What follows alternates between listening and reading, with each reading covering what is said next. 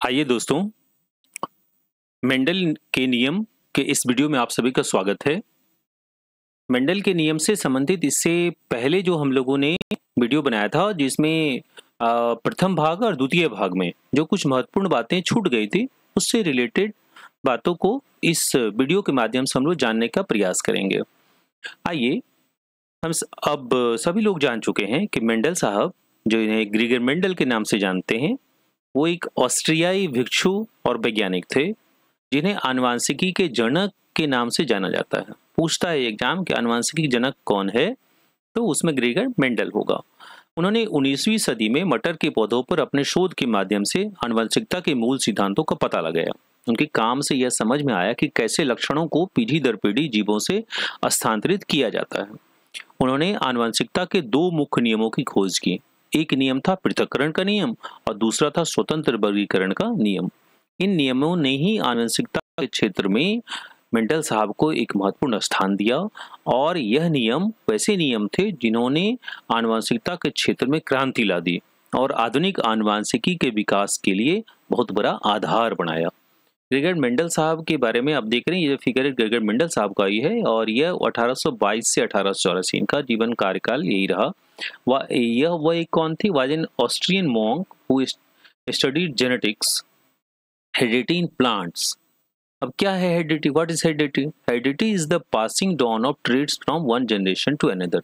मतलब कि एक जनरेशन जो है वह उससे दूसरे जनरेशन में जो आनुवंशिकी कारक है उसका हस्तांतरण होता है, उसे ही हम हेरिडिटी के नाम से जानते हैं। यानी ऐसे कैरेक्टर जो अपने माता पिता से बच्चों में चले जाते हैं, उनसे उनके बच्चों में चले जाते हैं, इस तरह के कैरेक्टर्स जो है उसको ही हम हेरिडिटी के नाम से जानते हैं। और यह जो है इसी के बारे में मेंडल साहब ने अपना महत्वपूर्ण योगदान दिया था। तो आइए इस कड़ी में और भी बातें को हम जानने की कोशिश करते हैं। अब देखिए ये पनिट चार्ट पिछले जो हमने वीडियो बनाया था उस वीडियो में भी हमने इस पनिट चार्ट के बारे में चर्चा किया था। पनिट चार्ट क्या है? यह एक ग्राफिकल उपकरण है जो किसी क्रॉस से संबंधित संतानों के जीनोटाइप और फिनोटाइप की भविष्यवाणी करने के लिए उपयोग किया जाता है। इसी के माध्यम से हमें जीनोटाइप और फिनोटाइप उसके बारे में पता चलता है कि जब क्रॉस कराया गया तो उस क्रॉस में कितने जो है तरह के जीनोटाइप्स आए और उसमें फिनोटाइप जो हमें दिखता है, फिनोटाइप जो पिछले वीडियो में हमने कहा था कि फिनोटाइप क्या है? वह कैरेक्टर जो हमें दिख रहा है, जो हमें दिखता है वो फिनोटाइपिक कैरेक्टर ही होते हैं। जीनोटाइप तो उसके जीन का जो एलेल्स का रूप है वो कैसे व्यवस्थित होते हैं वह होता है। वो तो आम मतलब लोगों को समझ में भी नहीं आएगी और उसे दिखेगा भी नहीं जो है, लेकिन फिनोटाइप तो हमें दिखता है। तो इसके बारे में यह पनिट चार्ट जो है ये इसी तरह का चार्ट होता है। इस चार्ट में हमें यह पता चलता है। इस चार्ट में दो माता पिता की युग्मकों जो गैमेट्स बनते हैं उसके संभावित संयोजन को दर्शाता है, जिसमें संभावित संतानों के लिए विभिन्न जीनोटाइप के संबंधित जो है और उसमें संभावित जो संभावना है उस अनुपात की गणना जो है वो की जाती है इस पनिट चार्ट के माध्यम से। इसमें पनिट स्क्वायर एक वर्ग होता है जो 4 छोटे छोटे वर्गों में विभाजित होते हैं। प्रत्येक छोटे वर्ग में एक माता पिता के युग्मक का एक संभावित संयोजन होता है, जिसके परिणाम स्वरूप संभावित संतानों के लिए 4 अलग अलग जीनोटाइप होते हैं। जैसे यहाँ आप देखिए ये जीनोटाइप्स है। यहाँ अब ये इसमें एक मोनो हाइब्रिड क्रॉस जिसके बारे में हम लोग पिछले वीडियो में चर्चा किया था। अब यह जो है ए तो अब एक समान है, यह एक एलेल्स हुआ, यह भी एक एलेल्स है, यह एक एलेल्स है। अब इतने तरह की संभावना मोनो हाइब्रिड क्रॉस में बना था।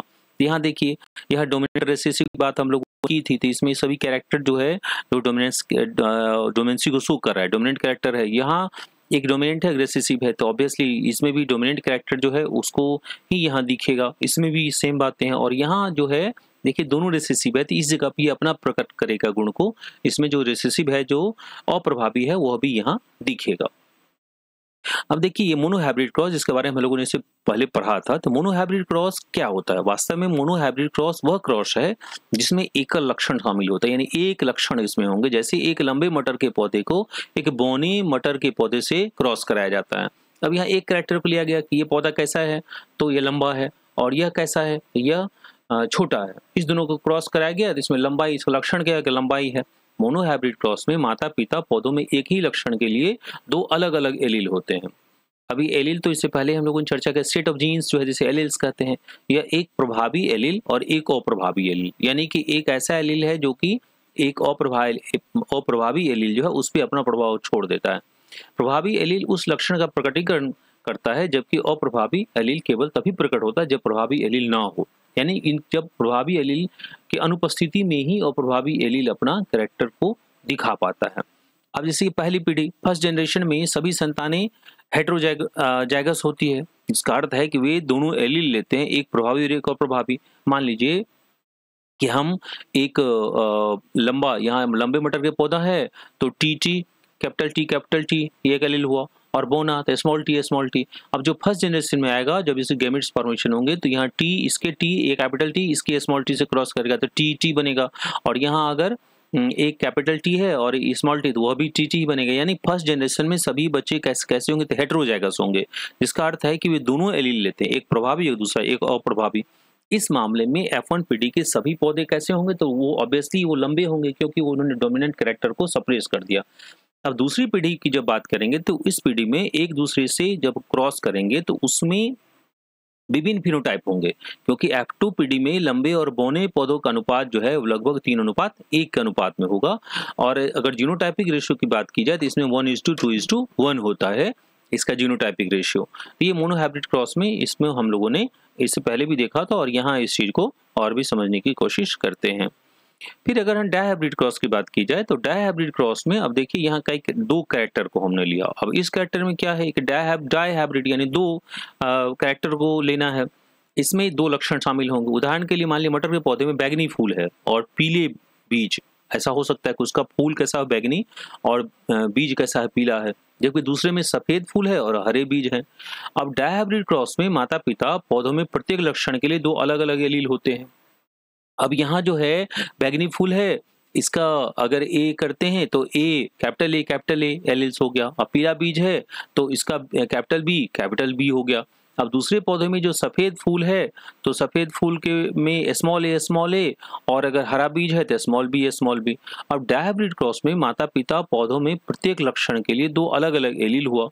अब यहाँ माता पिता बैगनी फूल के लिए दो एलील हुआ, एक प्रभावी और दूसरा एक अप्रभावी। और पीले बीजों के लिए भी दो एलील होंगे, एक प्रभावी और दूसरा अप्रभावी।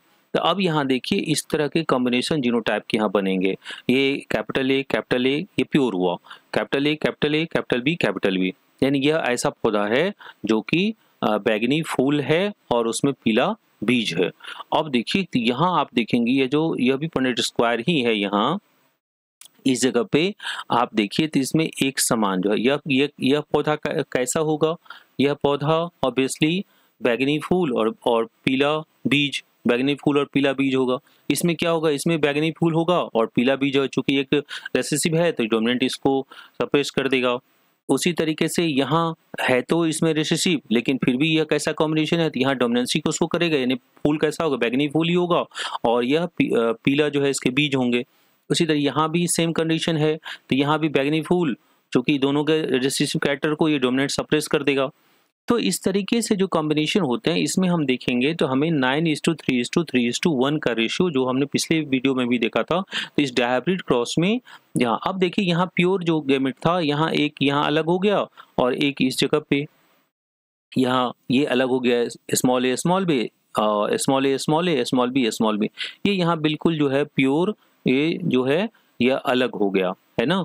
तो यही है आपका जो डायहाइब्रिड क्रॉस में यह शो करता है कि लॉ ऑफ इंडिपेंडेंट असॉर्टमेंट जो है और दूसरा जो है लॉ ऑफ गैमेट फॉर्मेशन के समय में जो असंगत कैरेक्टर्स को शो करता है, वो जो अलग हो जाते हैं, उसका जो है यहाँ पुनरावृत्ति हो रही है। और इससे हमें ये चीज पर सत्यता को साबित करने के लिए डायहाइब्रिड क्रॉस कराने की आवश्यकता होती है।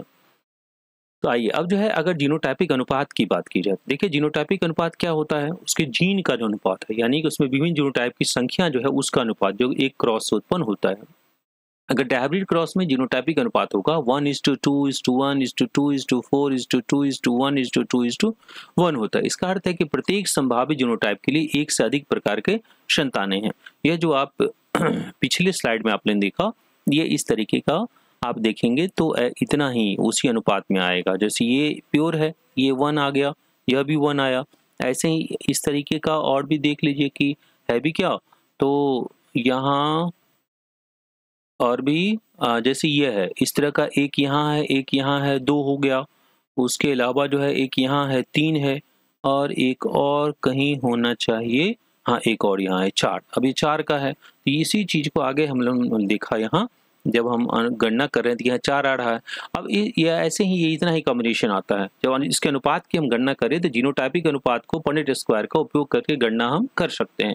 पनेट स्क्वायर में प्रत्येक वर्ग एक अलग संभावित जीनोटाइप का प्रतिनिधित्व करता है और जीनोटाइपिक अनुपात जो है प्रत्येक संभावित जीनोटाइप के वर्गों की संख्या का अनुपात होता है। ये इसी आधार पे हम पनेट स्क्वायर में देखते हैं। गौर करिए इस चीज को कि पनेट स्क्वायर में प्रत्येक वर्ग जो था वो एक अलग संभावित जीनोटाइप का प्रतिनिधित्व करता है और जीनोटाइपिक अनुपात जो है वो प्रत्येक संभावित जीनोटाइप के वर्गों की संख्या का अनुपात है कि कितना कितना अनुपात, यह जो ऊपर में अनुपात आ रहा है यह इसी जीनोटाइपिक अनुपात की बात यहाँ की जा रही है।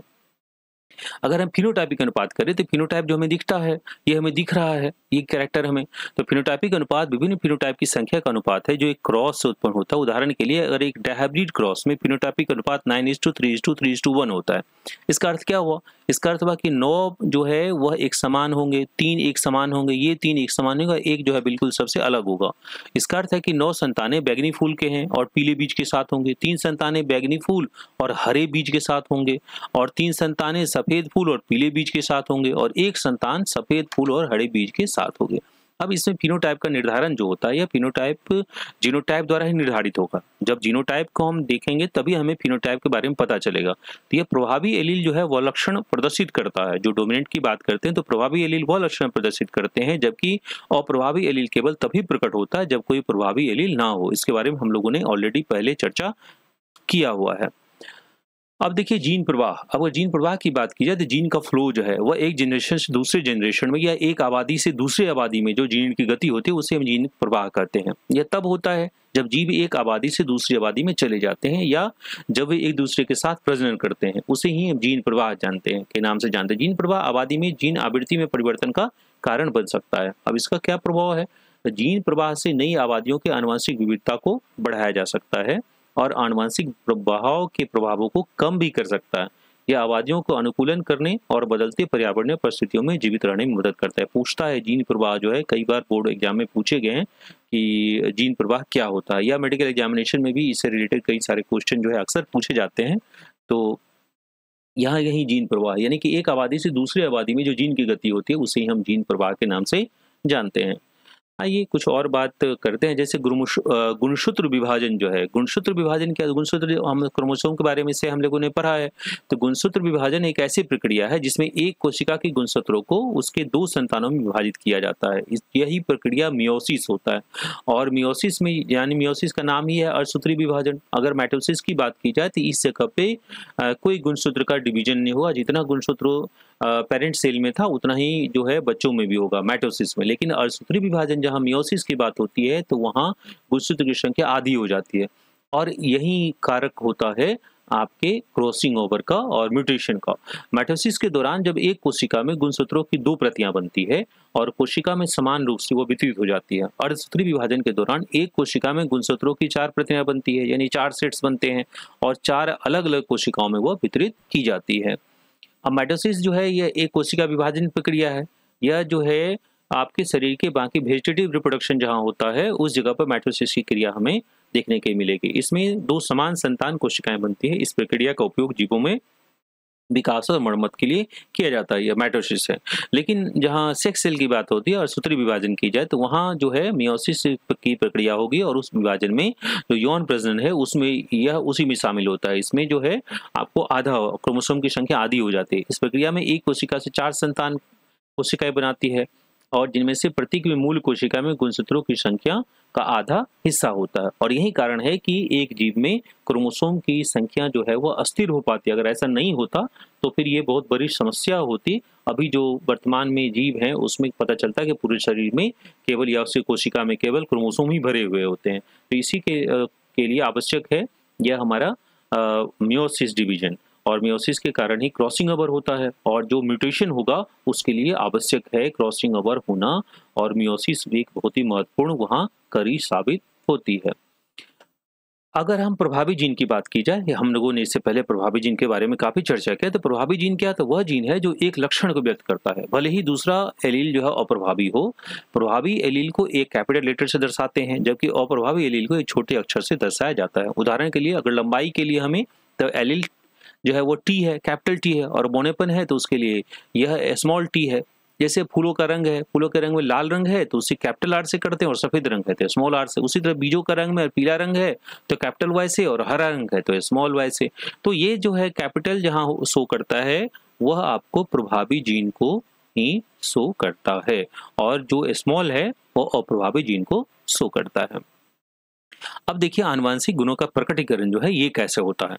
अब यह जब एक जीव के आनुवांशिक गुण उसके जीनोटाइप द्वारा निर्धारित होते हैं तो उसके जीन का संयोजन होता है, और इसी कारण से वह जो जैसा जीनोटाइप होगा उसी तरह का हमें फिनोटाइपिक बातें हमें दिखती है। फिनोटाइप एक जीव के वो दृश्य लक्षण होते हैं जो उसके जीनोटाइप और पर्यावरण के संयुक्त प्रभाव से निर्धारित होते हैं। जैसे अगर ये हमें बैगनी कलर का दिख रहा है तो यह हमें जीनोटाइप को शो करता है, और अगर ये व्हाइट है यह भी दिख रहा है यह हमें टाइप तो है, या इसे ही हम जानते हैं ये फिनोटाइप। जैसे फूलों का रंग के बारे में जो हमें दिख रहा है वो फिनोटाइप है, लेकिन इसके अंदर जो जेनेटिक कॉम्बिनेशन है वो उसका जीनोटाइप है।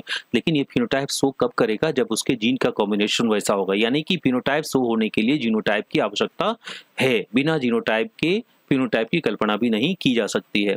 अब जैसे यहाँ प्लांट हाइट है, अगर एक एक कैपिटल है और एक डोमिनेंट है और एक दूसरा जो है रेसेसिव है। ये छोटा है तो यह इस पे डोमिनेंट है, यानी कि इस जगह पे अगर दोनों को क्रॉस कराया जाए तो पहले जनरेशन में यही पौधे आएंगे, लंबे लंबे पौधे आएंगे। उसी तरह अगर बैगनी कलर अगर डोमिनेंट है तो यहाँ व्हाइट कलर को सप्रेस कर देगा, और डोमिनेंसी जो है यह आपको यही सामने में दिखेगा जो है।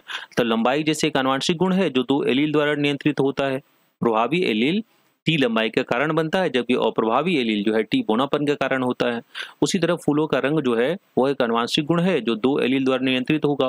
प्रभावी एलील आर बैगनी कलर के कारण होता है, और अप्रभावी जो है आर जो है वह सफेद रंग का कारण होता है। तो इस वीडियो में हम लोगों ने कई महत्वपूर्ण बात के बारे में अध्ययन किया, हमने जाना, और इस और भी कई ऐसी महत्वपूर्ण बातें हैं जो मेंडल के नियम से संबंधित है। उसके बारे में जो नेक्स्ट वीडियो होगा, यानी वीडियो का पार्ट 4 जो है मेंडल के नियम का, उसमें और भी कई बातें छूट रही है जिसके बारे में हम लोग चर्चा करेंगे। तब तक के लिए बहुत बहुत धन्यवाद, आभार, गुड बाय। और आप उस चौथे वीडियो को अवश्य देखेंगे। इसी के साथ आज का ये टॉपिक खत्म होता है। बहुत बहुत धन्यवाद, आभार।